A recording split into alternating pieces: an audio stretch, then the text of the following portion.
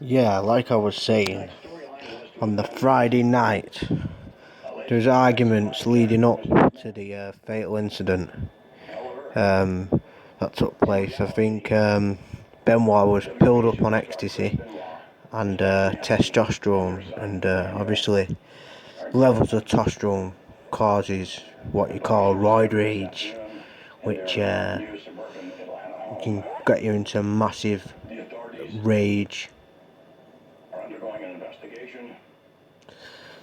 Just watching the Benoit tribute show that's not shown on the network. But yeah, Nancy was on pills that night, Xanax and other medications, and she was alcohol in her system, so I think both of them were a bit wired up, and they started arguing again. Around the time I think Nancy was trying to call the non-police helpline, and at 10 o'clock she called Holly. Now I think after that, this is my prediction, after that I think that's when the argument took place in the living room, started getting out of hand. I think in a fit of rage, Chris Benoit, in a bit of roid rage, hit Nancy over the head because there was head trauma that she suffered from after the blow from Chris Benoit. So I think Chris Benoit went into a rage, basically, a bit of a roid rage and pill rage, as he was on ecstasy that night as well, and hit Nancy over the side of the back of the head, and I think knocked her down. With her being intoxicated and stuff, she might have hit her head on something on the way down, and she might have been unconscious, or that might have killed her. In a fit of rage, he killed her like that. Then Benoit panicked, I think. And this is about 10:30 p.m. Probably Daniel was asleep in his bedroom at the time. He basically panics, I think. I think Nancy died in the living room. Accident and manslaughter. I think Benoit went into a roid rage. They had a scuffle. Benoit hit her on the side of the head because there was parts of the blow to the back of the head, and another blow to lower back of the head, which say Chris Benoit hit her in the back of the head, and as she was going down she took another blow to the lower side of the head, which unconscioused her. And obviously the alcohol and pills, I think Benoit might have checked for a pulse and there was no pulse, so he panicked and thinking, what the fuck I'm gonna do, still in a rage, still pilled up, panicking, thinking what am I gonna do. So I think he dragged Nancy up to the bed, put cable wires over her, and then I think she was dead at this time, and strangled her with a cord, because there was no evidence of any struggle by Nancy. So if Nancy was alive at that time, she would have tried struggling out of it. I don't think Nancy was alive when Benoit put the cable wires on and took Nancy to a room, and basically Nancy's on her back and Benoit's got the cord and strangles her, the sharp cord. I think Benoit's trying to make it look like Benoit basically wanted it to look like someone else did the murder or something at first. That's what was going through his mind, or someone else might do the murder and he's going to take off with Daniel or something, or kill himself, kill Daniel, maybe make it look like someone murdered them all,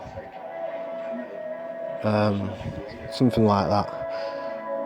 As Benoit murdered Nancy, I think he was dead panic, didn't want his son to see that, Didn't want his son to go through the trauma of seeing his mum dead. I think Benoit was upset. I think it was in a rage and it was manslaughter. I don't think it was murder at all. With Daniel, I think as he was sleeping, probably came into the room, give him Xanax to sedate him, give him heavy dose of Xanax were found in his system, and then choked Xanax in the cripple crossface. It was a kind of cripple crossface. He choked Daniel, but Daniel was unconscious and very sedated at the time of Xanax, so obviously Benoit killed him in a way where he wouldn't suffer. I think that happened early in the morning on Saturday. Probably 3 hours or so after, 3 or 4 hours after Nancy died. I think Nancy had died 11 o'clock at night. I think Nancy, around 11, 12ish midnight, Nancy was killed. There might have been a gap between the manslaughter and then Benoit doing the cable wire cord thing to Nancy, and then whether Daniel saw it or not, I don't think he did. I think he was still in bed. Benoit, like nothing happened, basically put Xanax into a drink, said Daniel drink this drink or something, and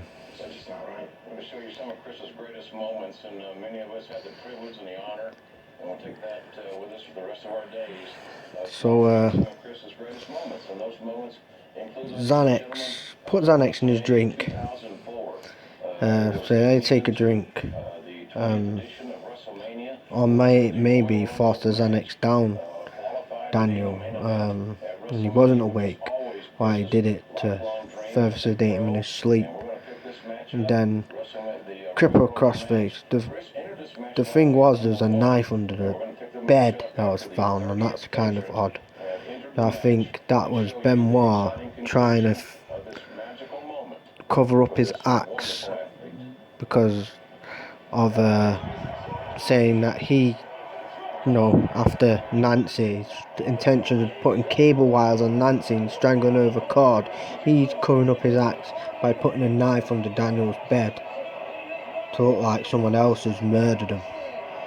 So I think early morning, a couple of hours after Daniel's got the Xanax, Benoit basically murders Daniel, and Daniel don't feel anything because he's sedated after Xanax. And then he obviously Saturday he's up all night, he's feeling guilty as hell, he don't know what to do.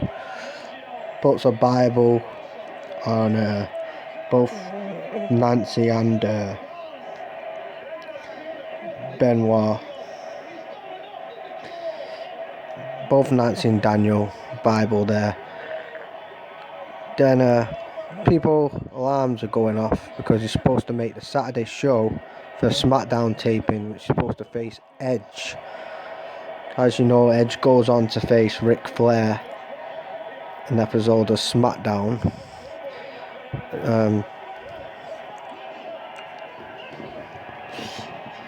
Benoit, now at this time, phone calls, WWE friends, Bob Holly and a couple of other Chavo talent relations Saturday, and says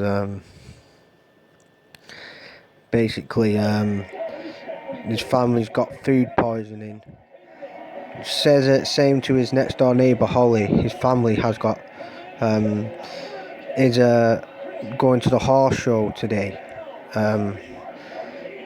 Daniel can't make it today to the horse show, which was a bit odd because Holly didn't have a relationship with Chris Benoit, didn't really talk, so it's kind of odd for Benoit to send that text message to her. And it was about 9 o'clock in the morning or something. She got at about 10 o'clock. Then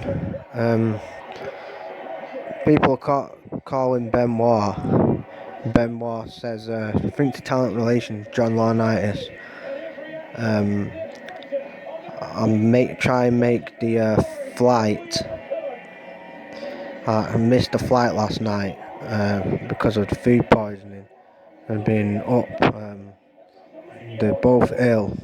And I think that Chris Benoit is one of the most talented individuals I've ever known in my life. Anytime I've ever seen a guy work, it didn't matter if there's 15 people in the building or if there's 30,000 people in the building. Anytime Chris Benoit went to the ring, he gave it 120% every single night of the week. And I didn't get a chance to wrestle Chris a whole lot of times, but one of my favorite matches my whole career was wrestling Chris Benoit in his hometown of Edmonton, Canada.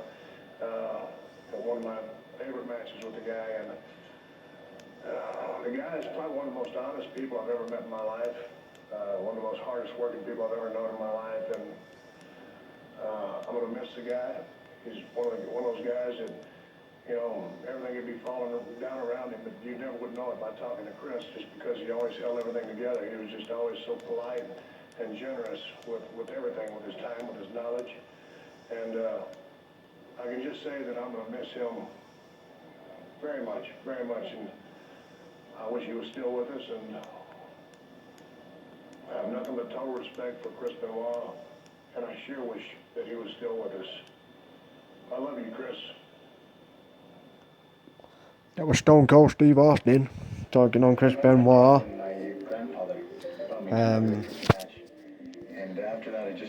We'll get to that bit about people knowing about Chris Benoit dying. But I don't want to sound like a documentary here because I've got a certain amount of time left. So on the Saturday he sends a message to WWE and to friends first in the morning, saying basically his family's got food poisoning and he might be able to make their later flight, but he's probably going to miss the show, the taping show in SmackDown, which as the day progresses more texts are made and phone calls that Chris Benoit sounds really slurry and a bit distressed a bit on the phone. Says to his manager and to WWE as the early afternoon comes along, he won't be able to make the show now because the flights were rebooked. There was one he missed on Saturday, but he still could have made it on the morning because then they rebooked it for midday so he could get to Texas later to get to the SmackDown show. But after early afternoon it was decided, the talent relations John Laurinaitis and the WWE company said okay, took Benoit's word and rebooked the SmackDown event, the main event, which Edge faced Ric Flair. Then you got these texts now in the afternoon time. I think after Benoit goes on Wikipedia and looks, at this time I think Benoit is really stressed and thinking about suicide, or I think he's thinking about jail or suicide at this point. He's getting more depressed, more psychotic as the day goes along. You got to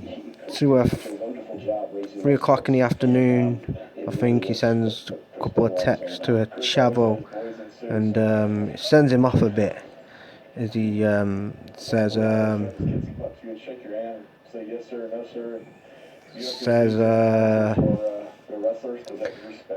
I'll make it tonight with food poisoning. It's been a stressful day. I'm sorry I couldn't make it. We'll be making it tomorrow on the flight. And then he says I love you, but he says it in a way, in his tone of voice during that conversation, alarms Chavo quite a lot. Chavo gets alarmed by this, the way Chris Benoit says I love you, and the way he's speaking, he seems like he's broken, and it's very, very off character for Benoit to say things like he said in that conversation with Chavo, that immediately sends alarm bells to his manager and Chavo to try phoning him back.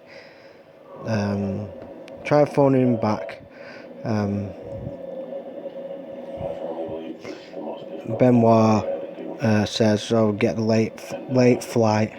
He tells his manager, "I can make the later flight on Saturday night, so I can get into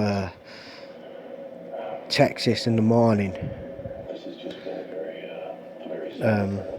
for the Vengeance pay-per-view, which was scheduled to face CM Punk for, was it this ECW Championship on the line? I'm not sure.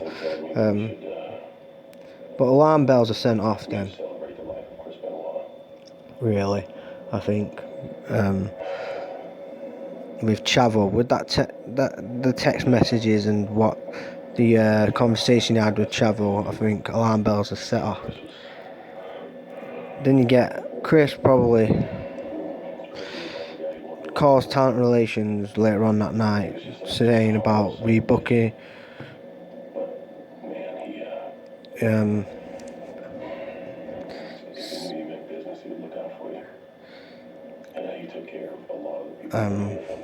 John Cena speaking on him here. Formed bonds with those people, very, very, very close bonds. Some are going to talk to you like they were his brother. He was a good man. God, he truly lived for the business. He just, I don't think John Cena or Steve Austin knew about that. He respected or Triple H knew about what really happened at that time on the Monday.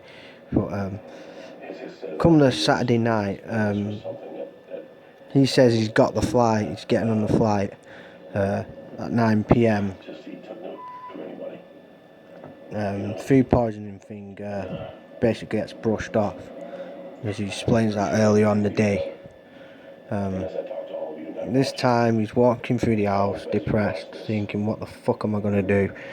He's going on Wikipedia soul searching it seems, feeling guilty and probably planning his suicide,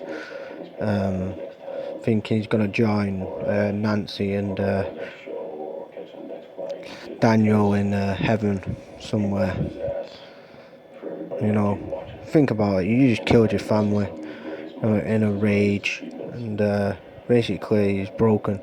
He's suicidal to the fucking core, right?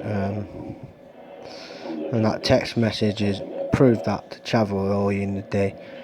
Obviously his last conversation was with WWE Talent Relations and his manager.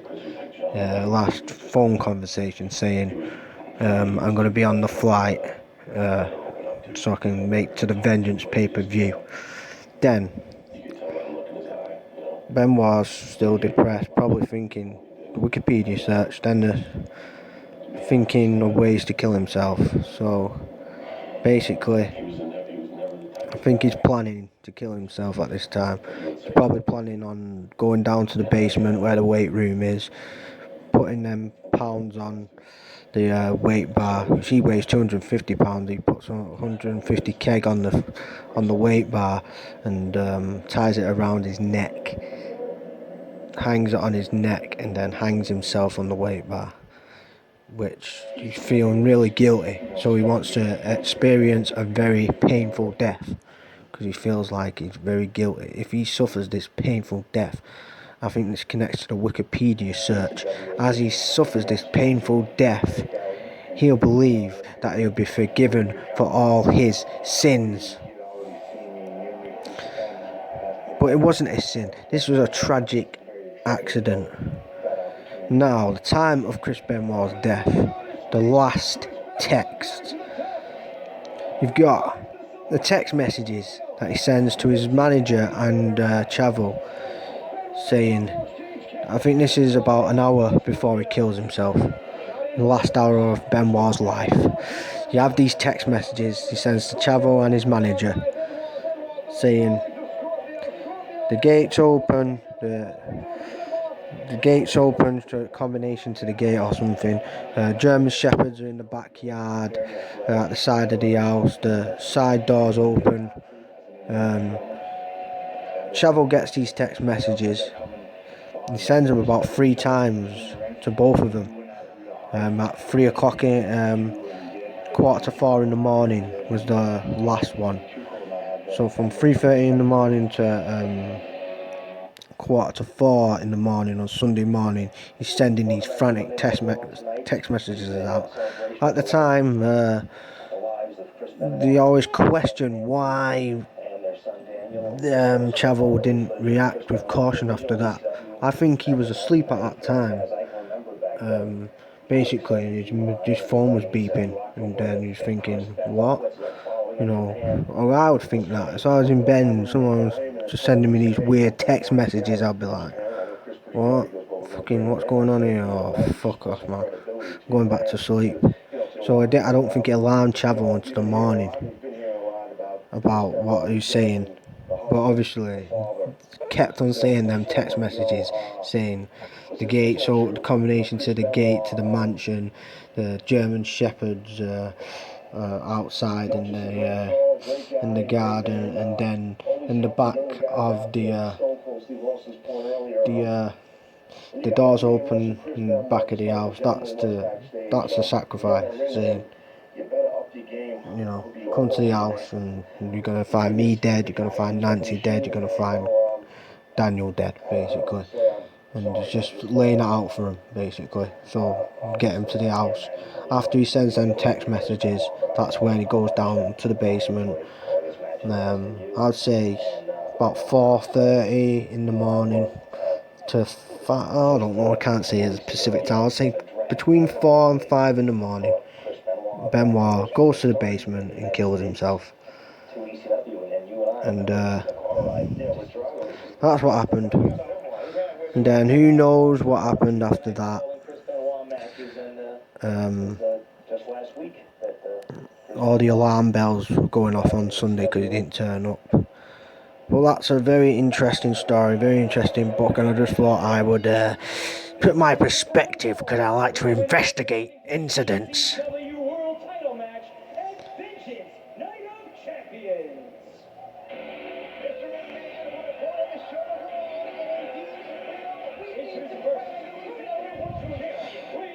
Chris Benoit's last match I'm watching now.